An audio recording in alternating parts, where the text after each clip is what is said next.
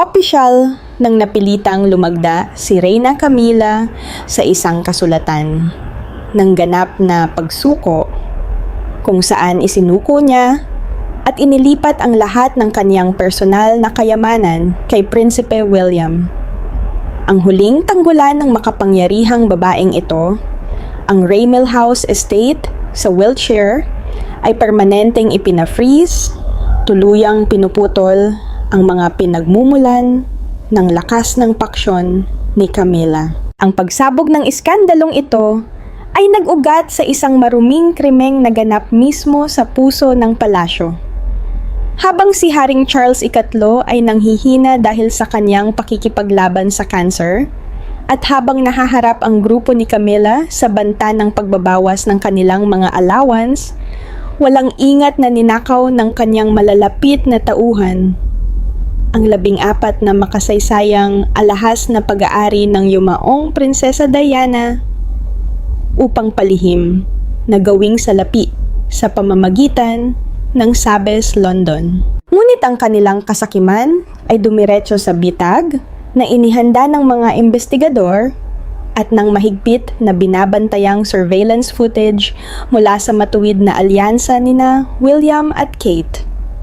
Gaano pa karaming kahihiyan ang kakayanin ng mapanlinlang na reyna habang unti-unti siyang hinuhubaran ng kayamanan, pinapatahimik, at ganap na inihihiwalay sa dilim? Anong madidilim na lihim sa ilalim ng korona ang susunod na mabubunyag? At paano itutulak ng walang awang paglilinis na ito ang House of Windsor sa isang lindol na hindi na maibabalik? Noong kalagitnaan ng 2026, isang mabigat at mapanupil na atmosfera ang bumalot sa malamig na mga pasilyong bato ng Windsor Castle. Lalong lumakas ang mga bulong-bulungan sa mga pahina ng tabloid na nagpasiklab ng pagkamausisa sa buong mundo. Ngunit sa likod ng saradong mga pintuang yari sa roble, isang labanan ng buhay at kamatayan tungkol sa salapi at pagmamay-ari ng ari-arian ang nagaganap. Ang mitya ng digmaang ito ay sinindihan ng isang tumagas na classified internal document. Hindi ito pangkaraniwang mga pahina ng pagsusuring pampolitika, kundi isang detalyadong talaan na naglalantad ng bawat lihim na daloy ng salapi, bawat metro kuwadrado ng lupang Maharlika, at bawat maruming pagtatakip na nagpapakain sa mga aristokratikong linta. Ang lalaking may hawak ng mapanirang dossier na ito ay walang iba, kundi si Prinsipe William. Ilang buwan bago iyon, tahimik na bumuo sina William at Catherine, Prinsesa ng Wales, ng isang walang kompromisong plano upang linisin ang mga ilegal na kaban na nagpapabulok sa pamilya Windsor. Nauunawaan nila na sa tunay na mundo ng intriga sa palasyo upang alisin ang pribilehyo at ari-arian ng iba nang hindi nagdudulot ng galit ng publiko, kailangan muna nilang magkaroon ng ganap na moral na panangga, hindi matitinag na patunay ng transparency. Kaya noong Hulyo 2025, kusang lumagda si Kate sa isang tseke mula sa kanyang pribadong pondo ng Duchy of Cornwall na naglilipat ng 37,200 libra direkta sa Royal Management Account. Ito ang personal nilang bayad para sa pag-upa sa Forest Lodge Estate sa presyong pangmerkado ng taong iyon. Wala silang kinuha ni isang sentimo mula sa subsidy, hindi sila nanirahan ng libre, at tumanggi silang gamitin ang kanilang mga titulo upang angkinin ang pampublikong ari-arian. Ang kilos na ito ang unang putok, isang matatag at ganap na lehitimong deklarasyon ng digmaan laban sa mga kumikita mula sa korona. Nang matatag na ang kanilang moral na posisyon, agad na tinipon ni William ang kanyang matuwid na alyansa. Sa isang madilim na silid sa loob ng palasyo, walang mahabang talakayan. Naroon lamang ang pinakamakapangyarihan, pinakamatapat, at pinaka-impluwensyal na mga miyembro ng pamilya. Naroon si Prinsesa Anne, Taglay ang kanyang matalim at mahigpit na tingin. Si Prinsipe Edward na matatag ang paninindigan. Kasama si Sophie, Duchess of Edinburgh, ang Duke of Kent, at si Prinsesa Alexandra. Nakatayo silang pabilog habang nakatitig sa listahan ng mga taong unang haharapin, ang magkapatid na Prinsesa Beatrice at Prinsesa Eugenie. Sa loob ng maraming taon, itinuring ni na Beatrice at Eugenie ang mga mararangyang palasyong ito na parang personal nilang libreng 5-star hotel. Ang kanilang walang ingat na luho ay kumain ng napakalaking halaga mula sa kaban ng bayan.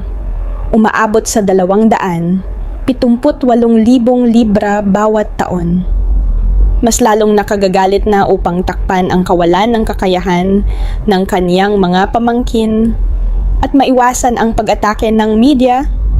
Palihim na ginamit ni Haring Charles III ang pondo mula sa kaniyang pribadong Duchy of Lancaster Estate upang punan ang mga kakulangang pinansyal na ito gamit ang katawa-tawang mababang valuation mula pa sa nagdaang mga dekada. Inakala ni Charles na ang kaniyang madidilim na pagtatakip ay habambuhay na malilibing sa alikabok ng panahon. Ngunit hindi ito papayagan ni William. Isang hapon, habang sina Beatrice at Eugenie ay umiinom ng mamahaling alak sa Royal Drawing Room, biglang bumukas ang pinto. Pumasok si William nang walang kahit anong pakitang taong pagbati. Inihagis niya ang 2 bagong tenancy agreement sa ibabaw ng mesa ng tsesaa na yari sa mahogany. Tumama ang papel sa kahoy na may matalim at tuyong tunog. Malamig ang tingin ni William habang nakaharap sa kanyang 2 pinsan. Pirmahan ninyo ito at magbayad ng renta ayon sa market rate ng 2,026 o mag-impake kayo at umalis bago mag-alas 6 bukas ng umaga. Kung kinakailangan, tutulungan kayo ng mga guwardya na itapon ang inyong mga gamit palabas ng tarangkahan. Namumutla si Beatrice, nanginginig ang baso sa kanyang kamay. Hindi mo ito maaaring gawin. Pinayagan kami ni Uncle Charles na manatili rito. Bahay ito ng pamilya. Nakahiga sa banig ng karamdaman ang Uncle Charles ninyo? At ang Lancaster Fund ay hindi personal ninyong pitaka na maaari ninyong ubusin. Malamig na sagot ni William. Binibigyan ko kayo ng 12 oras para pumili. Kapag natapos ang oras, ipatutupad sa publiko ang eviction order. Akmang malakas na tututol si Eugenie, ngunit nang makita niya ang hindi matitinag na tingin ni Prinsesa Anne na nakasandal sa pintuan sa likod ni William, naunawaan niyang nagbago na ang agos. Ganap na silang napalibutan ng alyansa ni William. Wala nang negosasyon. Wala nang maamong press release. Ang maruruming pribilehiyo ng 2 prinsesang matagal nang nakikinabang ng libre ay opisyal ng pinutol sa gitna ng matinding kahihiyan. Hindi tumigil ang financial sweep ni na William at Kate sa 2 pamangking umaasa sa pribilehiyo.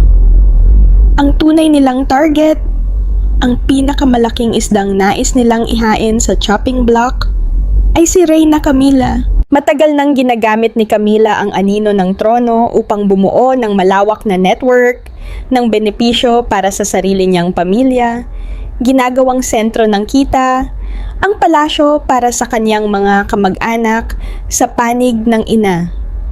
Habang unti-unting inuubos ang bawat sentimong pinaghirapan ng maharlikang pamilya. Ang unang suntok na pinakawalan ni William laban kay Camilla ay ang pagputol sa galamay ng pugita na nagngangalang Annabel Elliot, ang tunay na kapatid ng Reyna.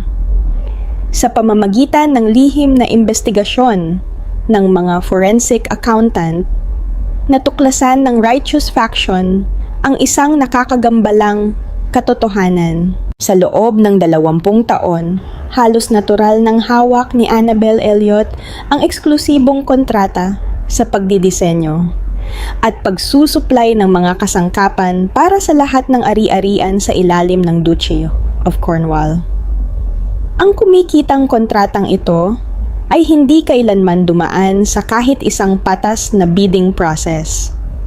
Pinirmahan ito batay sa mga bulong at mga tango na may bahid ng pera sa pagitan ni Camilla at ng mga dating tagapamahala. Milyon-milyong pounds ang direktang dumaloy mula sa Cornwall Fund patungo sa pribadong bulsa ng kapatid ng reyna. Hindi na kinailangan ni William na ipatawag si Camilla para sa pagtatanong o paliwanag. Naglabas siya ng isang unilateral order mula mismo sa tanggapan ng Prince of Wales.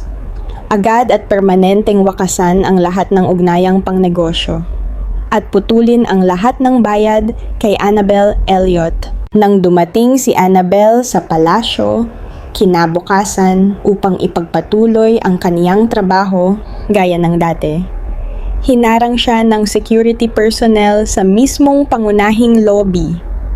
Iniabot sa kanya ang isang karton na naglalaman ng lahat ng kaniyang personal na gamit at isang maikling abiso. Wala ka ng anumang negosyo rito. Nagwala si Camilla nang marinig niyang pinaalis ang kaniyang kapatid na parang isang karaniwang kriminal. Sumugod siya sa study ni William. Balak gamitin ang kaniyang kapangyarihan bilang reyna upang takutin ang kaniyang stepson. Ngunit sa sandaling iyon, nang tumawid si Camilla sa pintuan, naroon na si Kate, tahimik na nakatayo habang hawak ang isang sinaunang ledger na nakabigkis sa balat. Ito ang Royal Charter ng 1337. Isang kasunduang hindi na maaaring baguhin na ipinamana ng kanilang mga ninuno. Pumunta ka ba rito upang hilinging ibalik ang kontrata ng kapatid mo, Camilla? Unang nagsalita si Kate. Mahinahon ang kaniyang tinig, ngunit may taglay itong mabigat na presyur. Sa halip na mag-alala kay Mrs. Elliot, sa tingin ko mas dapat mong isipin ang sarili mong kinabukasan. Dahan-dahang hinarap ni William ang kaniyang mapanlinlang na madrasta. Hindi siya gumamit ng masalimuot na terminolohiyang legal. Ang kanyang mga salita ay pawang mga malulupit na katotohanan. Ang tanyag na Highgrove House, kung saan kayo nakatira ng aking ama, ay legal na pagmamay-ari ko ayon sa Royal Charter ng 1337. Ang aking ama ay isa na lamang komersyal na umuupa roon. Napangiti ng may pangungutya si Camilla. Pilit na pinananatili ang kanyang kayabangan. Ano na ngayon? Hari pa rin ang iyong ama at ako ang reyna ng bansang ito. Balak mo bang paalisin ang sarili mong ama? Hindi ko pinalalayas ang aking ama, diin ni William habang dahan-dahang lumalapit kay Camilla. Pero makinig kang mabuti. Sa araw na tuluyan niyang ipikit ang kaniyang mga mata, agad kang magiging Queen Dowager. At sa mismong sandaling iyon, ipatutupad ko ang aking mga karapatan bilang may-ari ng ari-arian. Simula ngayong araw, opisyal nang binabawi ang karapatan mong manatili sa Highgrove. Napaatras si Camilla. Sa ilalim ng makapal niyang make-up ay biglang lumitaw ang bakas ng matinding takot. Ngunit hindi pa iyon ang pinakamatinding dagok. Nagpatuloy si William sa malamig na paghahayag. Kapag pumanaw ang aking ama, ang buwanang administrative allowance mo na nasa pagitan ng 35,000 libra at 40,000 libra ay agad mababawasan ng 70%. Kaunting halaga na lamang ang matitira sa iyo. Sa perang iyon, hindi mo na kayang bayaran kahit ang pagpainit ng Highgrove at ang suweldo ng mga tauhan. Mauuwi kang walang matitirhan at mapapaalis sa bahay na napakalaki ng isinakripisyo mong maagaw. Nanginig si Camilla sa galit at matinding kahihiyan. Sa sandaling iyon, naunawaan niyang hindi nagbibiro si William. Hindi ito basta pagbabanta. Ginagamit niya ang tunay na kapangyarihan ng mga ari-arian upang sakalin ang kinabukasan ni Camilla. Isa-isang gumuho ang buong paksyon nito, mula sa kanyang kapatid hanggang sa pag-asang manatili sa Highgrove. Sa unang pagkakataon, napagtanto ng mapanlinlang na reyna na ganap na siyang nag-iisa sa loob mismo ng dinastiyang inakala niyang kontrolado na niya, na dahil naipit sa suliraning pinansyal at nahaharap sa posibilidad na mawala ng lahat kapag pumanaw si Haring Charles III, muling nagising ang kasakiman at inggit sa puso ni Camilla na parang isang halimaw na hindi na mapipigil. Alam niyang kung hindi siya makakapag-ipon ng napakalaking kayamanan bago tuluyang mamaalam ang hari, mawawala ang lahat ng mayroon siya. Doon nagsimulang mabuo sa kanyang isip ang isang baliw at maruming plano. Sa panahong iyon, pabor ang kalagayan sa palasyo para maisagawa ang kaniyang balak. Dumaraan si Haring Charles III sa pinakamahirap na yugto ng kaniyang buhay. Halos wasak na ang kaniyang katawan dahil sa sunod-sunod na paggamot laban sa cancer.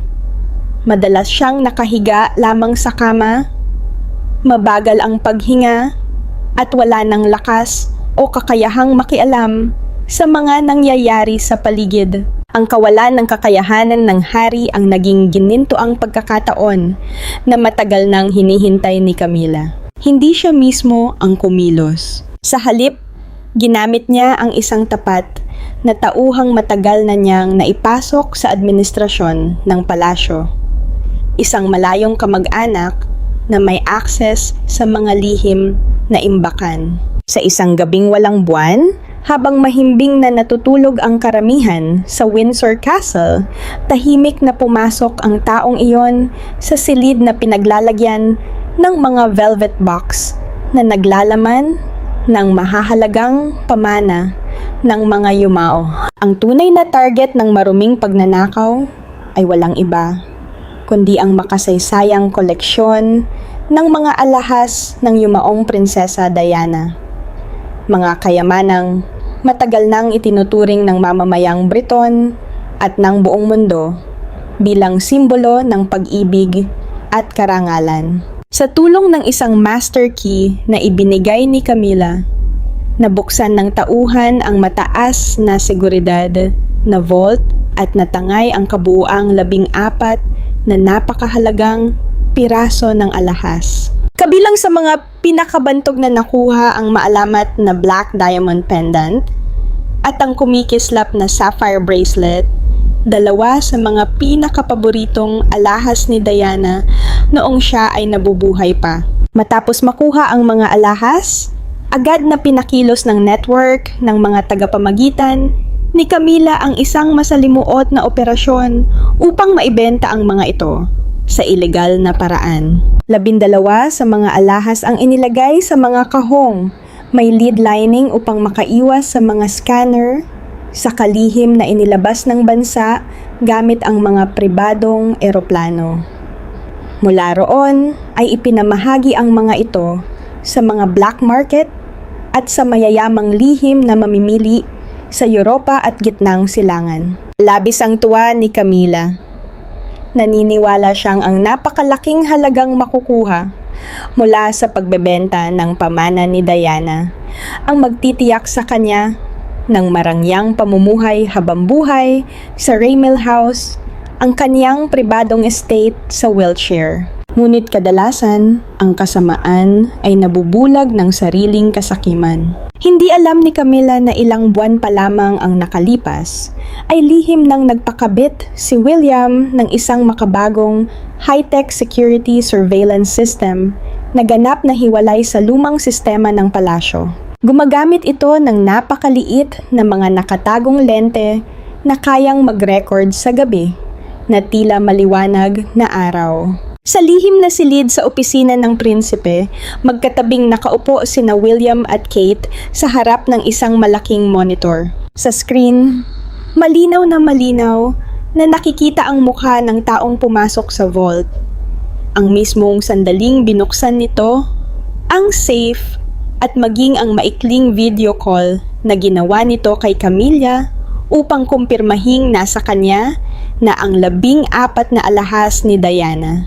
Namumula ang mga mata ni William Nakaumbok ang mga ugat sa kanyang mga kamay habang pinapanood niyang nilalapastangan ang pamana ng kaniyang yumaong ina. Marahang ipinatong ni Kate ang kaniyang kamay sa balikat ng asawa. "Maging kalmado ka muna, William." Malamig ngunit kontrolado niyang sabi. "Huwag muna natin silang hulihin. Hayaan nating mailabas nila ang mga alahas. Kailangan nating mahuli ang buong grupo sa mismong sandaling susubukan nilang gawing pera ang mga ito. Iyon ang magiging matibay at hindi mapasusubaliang ebidensya." Huminga ng malalim si William at marahang tumango. Hindi sila tumawag ng mga guwardiya. Hindi rin sila gumawa ng anumang eksena. Sa halip, tahimik na ipinakalat ng kanilang matuwid na alyansa ang mga forensic accountant at mga pribadong investigador upang sundan ang bawat galaw ng smuggling network.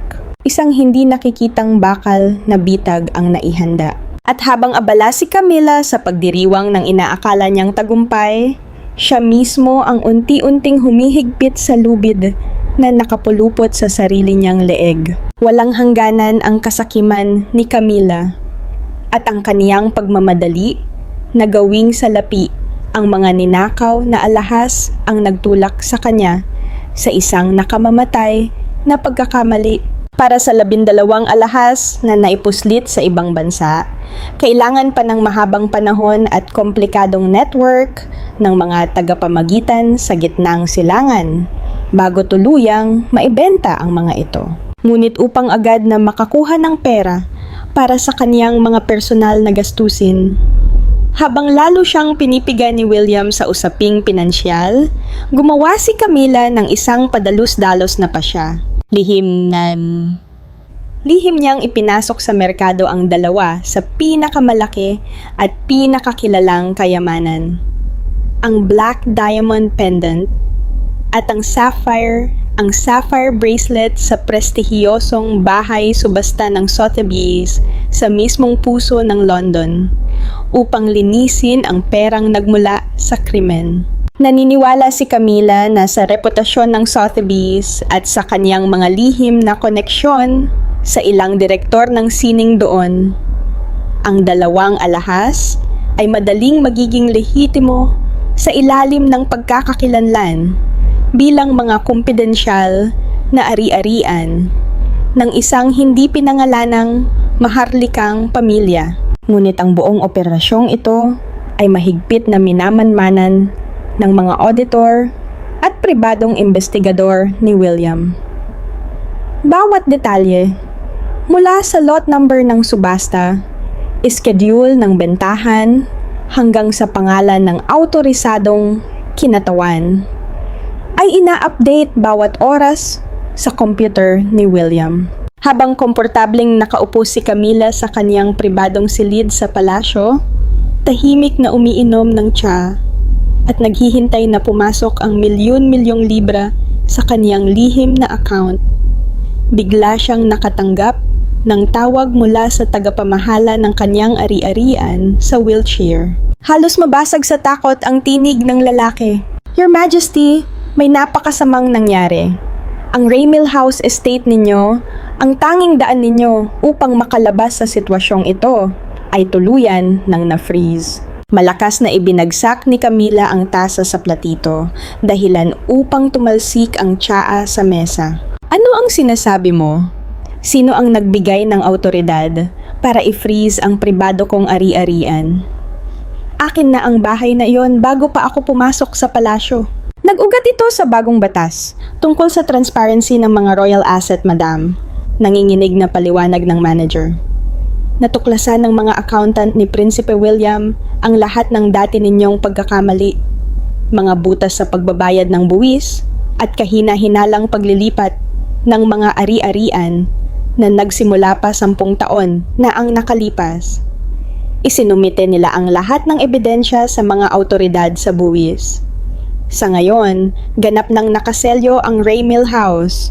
Hindi na ninyo ito maaaring ibenta, isanla, o ilipat kahit 1 sentimos mula rito." Natigilan si Camila. Halos mahulog ang telepono mula sa kaniyang kamay. Ang Raymil House ang kaniyang huling ruta ng pagtakas, ang pinakahuling kuta na inihanda niya para sa buhay pagkatapos ng trono. Ngayon, ang dating ligtas na kanlungan ay naging isang bilangguan ng mga nakapirming ari-arian. Marin niyang kinuyom ang kanyang mga kamao at pilit na pinakalma ang sarili. Ayos lang, nasa Sotheby's pa ang dalawang alahas. Kapag naging matagumpay ang subasta ngayong hapon, magkakaroon pa rin ako ng sapat na salapi upang makabawi. Ngunit wala siyang ideya na sa gitna ng London, lalong umiinit ang sitwasyon sa auction hall ng Sotheby's. Dumagsa roon ang pinakamayayamang tao mula sa iba't ibang panig ng mundo. Sabik na masilayan ang dalawang alahas na ipinakilalang Twilight Royal Treasures. Hindi nila alam na sa likod ng elegante at marangyang pagtitipon ng mga aristokrata ay nakahalo ang mga undercover agent na inatasan ni William. Nakahanda na ang bakal na bitag. Kailangan na lamang nitong hintaying kusang pumasok ang biktima. Umabot na sa huling yugto ang operasyon ng matuwid na paksyon. Wala nang matatakbuhan si Camilla. Sa loob ng engrandeng auction hall ng Sotheby's sa Central London, kumikislap ang mga kristal na chandelier habang umaalingasaw ang karangyaan ng pinakamayayamang tao sa mundo. Punong-puno ang mga upuang nababalutan ng pelus ng mga bilyonaryo sa industriya ng langis, kilalang kolektor, at mga aristokratang ayaw magpakilala. Sa pangunahing entablado ng pagpapakita, kumikislap ang dalawang makasaysayang alahas ng yumaong Prinsesa Diana, ang black diamond pendant at ang sapphire bracelet, na agad na nakabihag sa pansin ng lahat. Ipinakilala ang mga ito bilang mga kumpidensyal na ari-arian ng isang sinaunang maharlikang pamilya. Sa pinakadulong hanay ng mga upuan, nakaupo si Colin, ang kamag-anak na matagal nang naipasok ni Camilla sa administrasyon ng palasyo.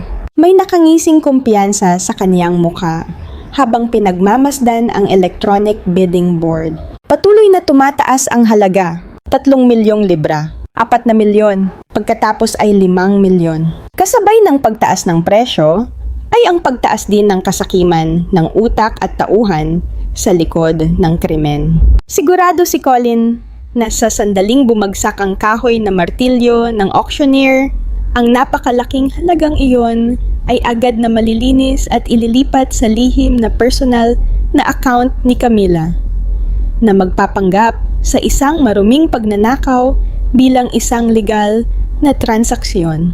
5,500,000 libra sa unang tawag, 5,500,000 libra sa ikalawang tawag. Mataas na itinaas ng auctioneer ang kaniyang gavel. Ngunit sa mismong sandaling iyon, biglang bumukas ang napakalaking pinto ng auction hall. Walang sigawan. Walang humahagibis na sirena. Ngunit ang biglaang pagdating ng isang grupo ng mga guwardyang nakasuot ng itim na formal na uniforme na pinamumunuan ng mga pinagkakatiwalaang opisyal ng seguridad ni Prinsipe William ay sapat upang palubugin ang buong bulwagan sa nakabibinging katahimikan. Mabilis nilang isinara ang lahat ng labasan. Natigilan ng auctioneer. Unti-unti niyang ibinaba ang kanyang gavel nang iharap sa kanya ang isang emergency seizure warrant para sa mga ninakaw na ari-arian. Nagpanik si Colin. Bigla siyang tumayo at sinubukang tumakas patungo sa likurang labasan. Ngunit 2 hakbang pa lamang ang kanyang naigagalaw nang harangin siya ng 2 malalaking guwardiya ni William. Marin nilang pinilipit ang kanyang mga braso sa likuran. Kasunod nito ay ang malamig na tunog ng bakal na posas na komandado sa kanyang mga pulso, habang daan-daang aristokratang naroroon ay nakatingin sa kanya nang may pagkabigla at paghamak. Agad na nabawi ang 2 napakahalagang alahas ni Diana at maingat na ibinalik sa isang ligtas na kahon. Mabilis, malinis, at walang bahid ng pagkakamali ang buong operasyon. Isinagawa ito mismo sa gitna ng pinakamataas na lipunan. Ngunit dito pa lamang nagsimulang lumitaw ang pinakadi inaasahang pangyayari sa buong kwento. Habang nasa pribadong silid niya sa Windsor Castle, payapang umiinom ng tsaa si Camilla at naghihintay ng magandang balita mula sa Sotheby's. Biglang nagliwanag ang screen ng kaniyang telepono. Isang mensahe mula sa isang tagaloob. Naresto na si Colin. Napatalon siya sa kinauupuan. Nabalot ng matinding takot ang kaniyang mukha. Bumagsak ang tasang hawak niya at kumalat ang tsaa sa ibabaw ng mesa. Nayari sa mahogany. Ngunit bilang isang babaeng sanay na sa mga eskandalong dinadala ng media, sa loob ng maraming dekada, mabilis niyang nabawi ang kaniyang malamig na pag-iisip. Sinabi niya sa sarili na kahit nahuli si Colin, siya pa rin ang opisyal na reyna ng bansa.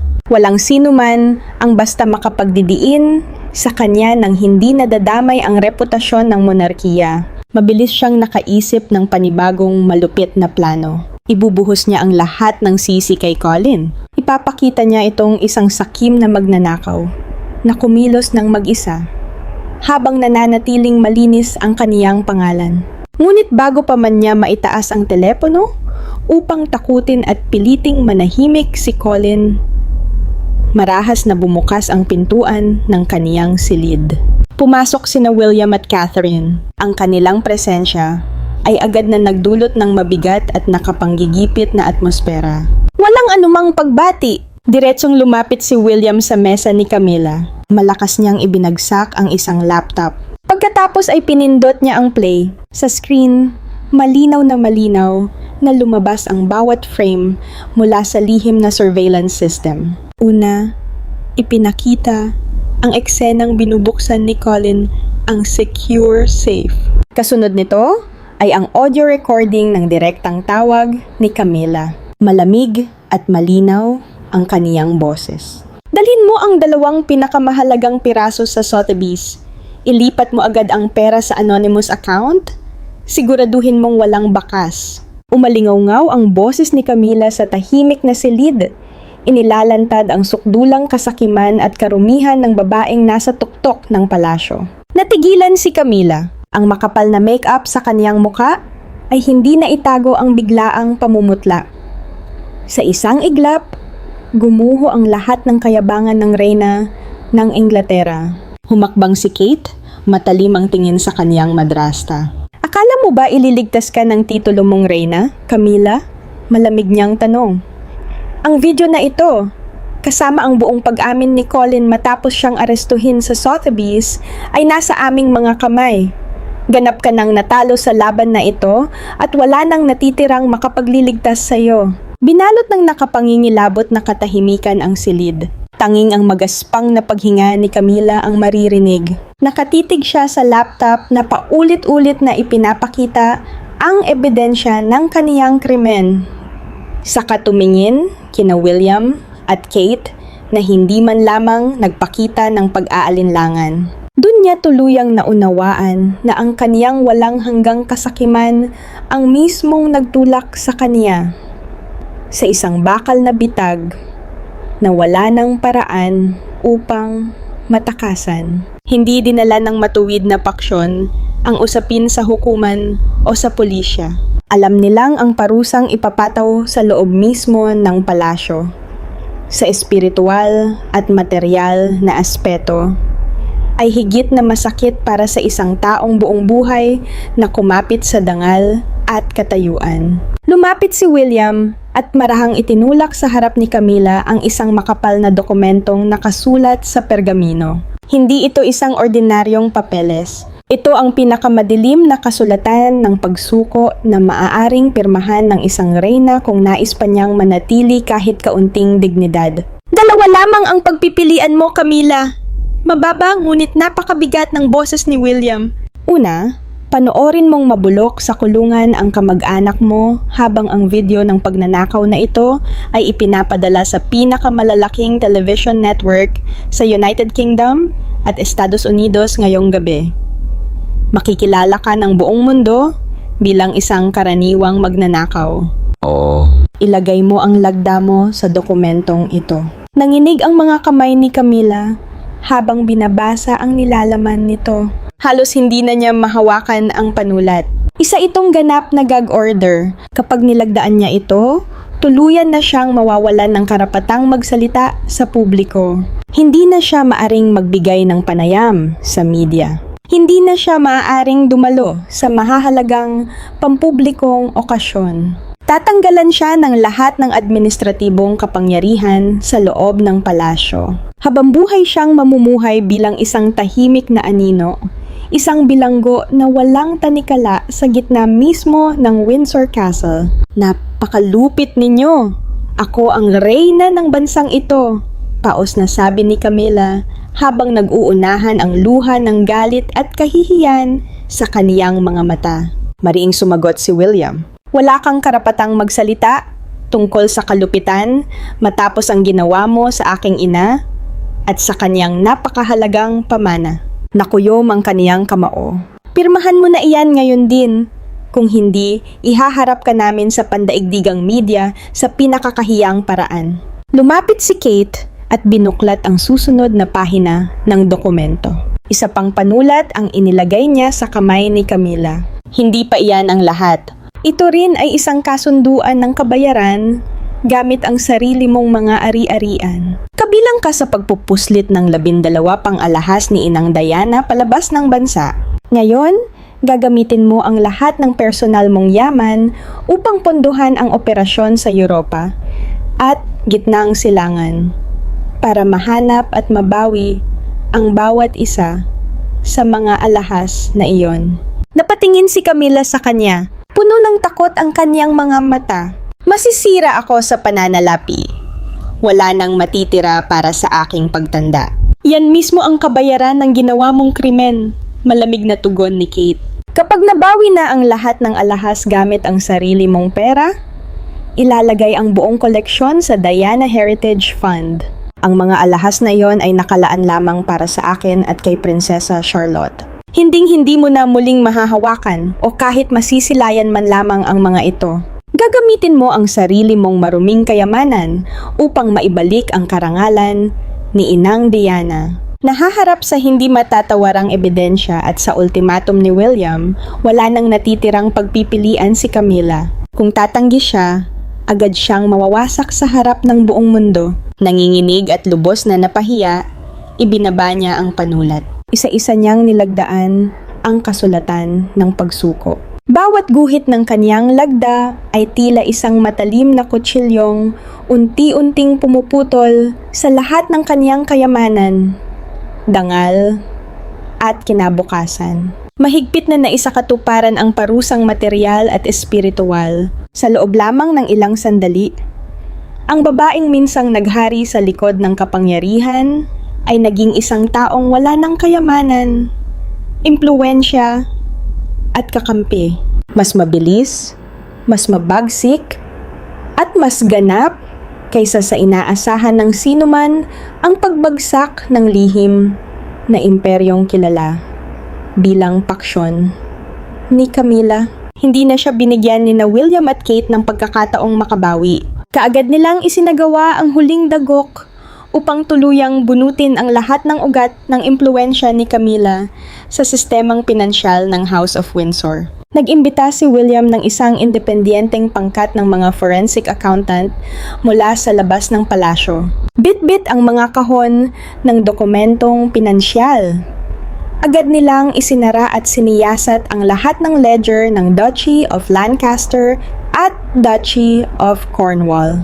Araw at gabi nilang sinuri ang bawat kahina-hinalang transaksyon, bawat pekeng invoice, at bawat lihim na daloy ng salaping na itatag ni na Camila at ng kanyang kapatid na si Annabel Elliot sa loob ng mahigit 20 taon. Lahat ng natuklasang paglabag at ebidensya ng maling paggamit ng pondo ay agad na ipinasa sa Public Accounts Committee ng Parlamento ng Britanya. Sa sandaling iyon, tuluyan nang nabuwag ang pundasyong pinansyal ni Camila. Wala nang salaping maaaring gamitin upang maibalik ang kaniyang kapangyarihan. Sunod-sunod ding bumagsak ang kanyang mga tauhan at mga kakampi dahil tumanggi sina Prinsesa Beatrice at Prinsesa Eugenie na lumagda sa mga bagong kasunduan sa upa batay sa market rate ng 2,026. Agad silang pinadalhan ni William ng eviction order. Sa isang malamig na umaga, nakita silang parehong hinihila ang kani-kanilang mabibigat na maleta palabas ng tarangkahan ng palasyo. Habang pinagmamasdan sila ng mausisang mga tao, nawala ang kanilang karapatang manirahan doon. Nawala rin ang lahat ng lihim na subsidyong kanilang tinatanggap. At opisyal silang naalis sa pinakaloob na bilog ng maharlikang pamilya. Samantala, si Annabel Elliot ay permanenteng pinagbawalan sa lahat ng proyekto ng palasyo. Nalugmok ang kanyang interior design company at napilitang isauli ang lahat ng kinita mula sa mga kontratang nakuha nang walang patas na bidding. Tungkol naman kay Haring Charles III, dahil sa labis na paghina ng kaniyang katawan dulot ng cancer, wala na siyang lakas ni kakayahang pigilan ang paglilinis na ito. Sa isang silid na amoy gamot, tahimik niyang nilagdaan ang kautusang naglilipat ng lahat ng pinakamataas na kapangyarihang administratibo ng House of Windsor kay Prinsipe William. Mula sa pagiging hari na may kontrol sa mga ari-arian ng pamilya, naging isang espiritual na simbolo na lamang siya na halos wala ng tunay na kapangyarihan. Masakit niyang pinanood ang kanyang asawa na si Camilla habang isa-isang inaalisan ng kayamanan at mga karapatan. Ngunit wala siyang nagawa upang pigilan iyon. Mula noon, namuhay si Camilla sa ganap na pag-iisa sa isang madilim na bahagi ng palasyo. Wala na siyang malalapit na tauhan. Halos wala na rin siyang natitirang sariling pera.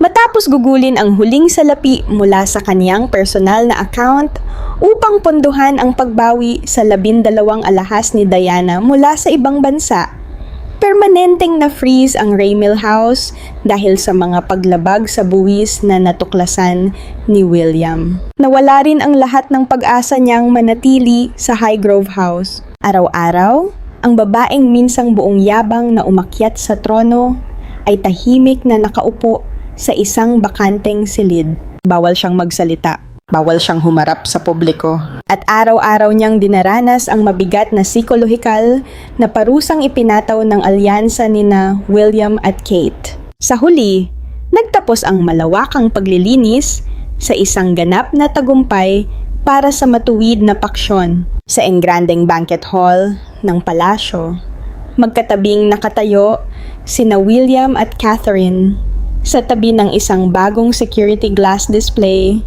kung saan muling kumikislap ang black diamond pendant at sapphire bracelet ni Prinsesa Diana. Ang lahat ng susi ng kabangyaman, mga titulo ng lupa, at pinakamataas na kapangyarihang administratibo ay ligtas ng nasa kamay ni na Prinsipe William at Catherine, Prinsesa ng Wales. Opisyal nang nagsara ang panahong pinaghaharian ng kasinungalingan, pagmamanipula at pag-abuso sa mga ari-arian na iniuugnay kay Camilla.